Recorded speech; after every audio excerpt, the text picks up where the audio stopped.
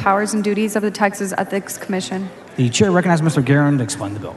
Thank you, Mr. Speaker. Members, 1585 updates several statutes administered and enforced by the Texas Ethics Commission to clarify filing requirements in Title 15 of the Election Code governing campaign finance and Chapter 305 of the Government Code. The object of the legislation is to better facilitate efficient disclosure and meaningful transparency by those who spend money in an effort to influence election and legislative outcomes. And I do have an amendment, Mr. Speaker. The following amendment, the clerk read the amendment. Amendment by Guerin. The chair recognizes Mr. Guerin to explain the amendment. Thank you, Mr. Speaker. Amendments. The amendment removes a provision of the bill regarding electronic contributions at the behest of stakeholders. It tightens the language regarding what constitutes political advertising and restricts candidates and office holders from using political contributions to pay for certain legal settlements. I move approval. Mr. Guerin sends an amendment. The amendment is acceptable. The author's objection to the adoption of the amendment. Chair has none. The amendment is adopted. The following amendment, the clerk read the amendment. Amendment by Morales-Shaw. The chair recognizes Ms. Morales-Shaw to explain the amendment.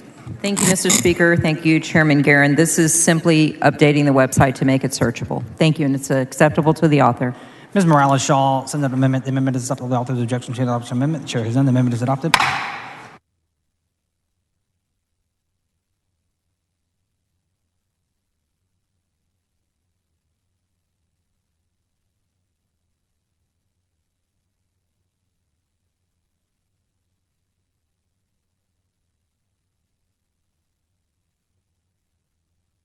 The following amendment, the clerk read the amendment. Amendment by Goodwin. The chair recognizes Ms. Goodwin to explain the amendment.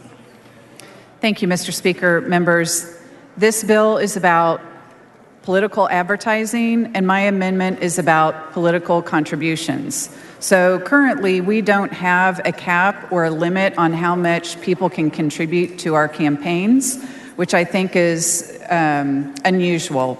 We have that at the federal level. Congressional candidates have a certain limit that they can accept per person.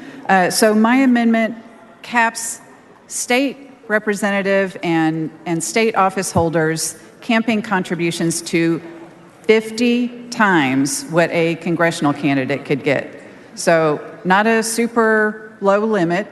I mean, this should be acceptable, and so I move adoption.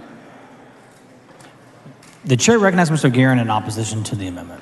Thank you, Mr. Speaker. Members, Ms. Goodwin's amendment limits the amount of campaign contributions that you can accept. I don't believe that in the state of Texas we need that limit on our contributions, and I am opposing the amendment. I urge you to vote no on the amendment. The chair recognizes Ms. Goodwin to close on the amendment. Thank you, Mr. Speaker. Members, I ask you, have you not heard from constituents in your districts asking you, how much can I contribute? And aren't they surprised when you tell them you can contribute any amount you want? I have family members who live out of state, and every time I've run, my uncle has called and said, how much can I contribute to you? And I remind him, there's no limit. You want to send me $1 million? You can. So, members, I know if we limit it to something really small, many of you would be against that. And that's why I made this a very expansive limitation of 50 times what a federal candidate can get. Now, surely we could live with that amount. That's a pretty high cap. So, you know, a lot of our constituents would appreciate that we are looking at campaign finance reform. I think across the board, Republicans and Democrats think that we should have some limits on how much we can collect. So, members, I ask that you vote for my amendment. I move adoption. Ms. Goodwin sends up an amendment. The amendment is not acceptable to the author. The question occurs on the adoption amendment. This is a record vote. The clerk reading the bill. Show Ms. Goodwin voting aye, Mr. Guerin voting no. Ms. Weiner voting aye. Have all members voted? Show Mr. Rosenthal voting aye. There being 49 ayes, 91 nays, the amendment fails to adopt. The following amendment, the clerk read the amendment. Amendment by Zwiener. The chair recognizes Ms. Weiner to explain the amendment. Mr. Speaker, members, thank you for the opportunity to lay out this amendment on Representative Guerin's bill. I really appreciate that he's brought this legislation to the table for us to talk about Texas Ethics Commission. My amendment also imposes limits on campaign contributions. Members, I know I have had that conversation all too often with supporters where they are shocked that we have no limitation. Most Texans believe we already have these limits. And that's the only reason they're not knocking on our doors demanding them, because they assume we have them already. Members, I know we are all aware of cases where people have made startlingly large contributions to political campaigns. And that is not right. It is not right that one person can hand us $1 million check. It is not right that people can essentially buy undue influence in this building. And the way we earn back public confidence, the way we establish some sense of normalcy in all our elections, because I know this affects those of y'all on the other side of the aisle in your primaries, the way we make sure we are responsible to the people of Texas instead of to the people who can write the biggest checks is to impose some reasonable campaign contribution limits, just like they have at the federal level. We are one of only 11 states, members, that has no campaign contribution limits. Just one of 11.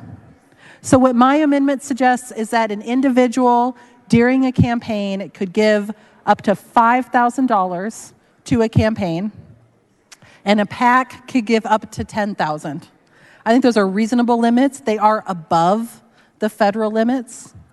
And members, I think that's something that would give us a better experience. I mean, this is clearly better for the people of Texas and will give them a more direct voice to their legislators. But it's also better for us to help us be more responsive and to help us stay focused on what matters, and to keep the situation of us dealing with candidates that have almost no popular support and yet get written 6-7-figure checks from people who want to put their thumb in the scale against the people of Texas in this building. So members, I would urge you to support common sense campaign contribution limits, help us regain the trust of the people of Texas, help us show them that the legislature is not for sale to the highest bidder, and vote yes on this amendment. The chair recognizes Mr. Guerin in opposition to the amendment. Thank you, Mr. Speaker and members. Members, one of the problems with this amendment is it does not limit how much outside parties can spend against you. So limiting our ability to raise money to campaign and fight the people that are outside, not even running against us, spending against us. So in my opinion, this is an unnecessary and would be a foolish amendment for us to accept. So I urge you to vote no. The chair recognizes Ms. Zwiener to close on the amendment. I am happy to work with Speaker Guerin any day on a House concurrent resolution for us to urge Congress to please overturn Citizens United so that we have more visibility over dark money as well. I share his concerns about that. But members, we all know dark money can be spent both ways. And I don't know about you, but the folks that have spent in my favor with dark money are not people I am as closely connected to as people who have directly given me those dollars. And so that direct contribution, I think we all know, has a different impact. And I urge y'all to support this amendment. I'm sure many of y'all have seen the documentary that aired last year, Deep in the Pockets of Texas, about the outside influence that just a few people have. And members, you know this happens on both sides of the aisle, that we have millionaires and billionaires who just pump cash into the campaigns of people who do not have the support of their communities. I want the people who have support in their communities to be the ones who get elected, not the people who manage to successfully court a billionaire. I urge your support for my amendment. Ms. Weiner sends up an amendment. The amendment is not acceptable to the author. The question occurs on the adoption of the amendment. This is a record vote. The clerk will ring the bell. Show Ms. Weiner voting aye, Mr. Guerin voting nay. Show Mr. Rosenthal voting aye. Show Mr. Hayes voting nay. Mr. Patterson voting nay. Have all members voted? There being 55 ayes and 90 nays, the amendment fails to adopt. The following amendment, the clerk will read the amendment. Amendment by Zwiener. The chair recognizes Ms. Weiner to explain the amendment. Mr. Speaker, members, thank you for taking the time with me as I lay these amendments out. This is another amendment related to transparency in our elections. It does not support, or it does not propose a limit on what any candidates can raise, but it does make sure that the public can see who is supporting different campaigns. As y'all know, those of us who run for statewide office are required to file file reports with Texas Ethics Commission. But for local candidates, they usually report locally. There's occasional exceptions to that, but most of them report locally. Members, have you ever gone to your county commissioner's website and tried to find the finance reports of the county commissioner candidates? They are very difficult to find. School board, even harder. City council, also challenging. And we are in a time where large amounts of money has been pouring into elections across the state. We just saw that a few days ago, Saturday, with our local elections in different places in Texas. I believe I heard one of the city council races in Fort Worth spent in the six figures for a city council race. So members, what I'm proposing is this, that if a local candidate raises or spends in excess of $25,000, that they submit that report to the Texas Ethics Commission, and the Texas Ethics Commission keep that in a way that is readily viewable to the Texas public. This would be good for transparency for Texans to know who is supporting different campaigns across the state, instead of having to try and collate that data from literally hundreds of jurisdictions across Texas. Members, this is also important because sometimes those local candidates, including those ones who raise or spend more than $25,000, are turning in handwritten reports where you can barely read their writing. That is not transparent. That does not provide good information to Texans who want to know who is behind certain candidates. So members, I move adoption. The chair recognizes Mr. Guerin in opposition to the amendment. Thank you, Mr. Speaker and members. This amendment just requires people that don't have to file with the Ethics Commission to file with the Ethics Commission. There's no reason to put a burden on our city council elections or any of the other elections. If they don't have to file with the Ethics Commission now, there's no reason to make them do it. And I would urge you again to vote no. The chair recognizes Ms. Weiner to close on the amendment. Members, if somebody is spending hundreds of thousands of dollars across the state of Texas to systematically influence city council elections or school board elections or county commissioner elections, the public deserves to know that. And right now, we do not have adequate transparency in these situations. And again, this only applies when somebody spends over $25,000 or raises over $25,000. That does not impact the average city council candidate in my district. It doesn't affect the average school board candidate. Who it does affect are these outliers who are raising huge sums from limited individuals who are trying to influence the entire state.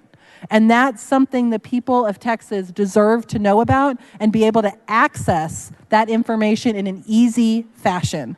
Having to scour the websites for 100 different school districts does not provide transparency or the ability to know what patterns are happening. This is a common sense solution that makes sure that Texans know who is bankrolling candidates and if we do have people trying to put the thumb on the scale. I urge you to vote yes. Mrs. Weiner sends up an amendment. The amendment is not acceptable to the author. The question occurs on the adoption of the amendment. There's a record vote. The clerk will ring the bell. Show Mrs. Weiner voting aye, Mr. Guerin voting nay. Show Mr. Rosenthal voting aye.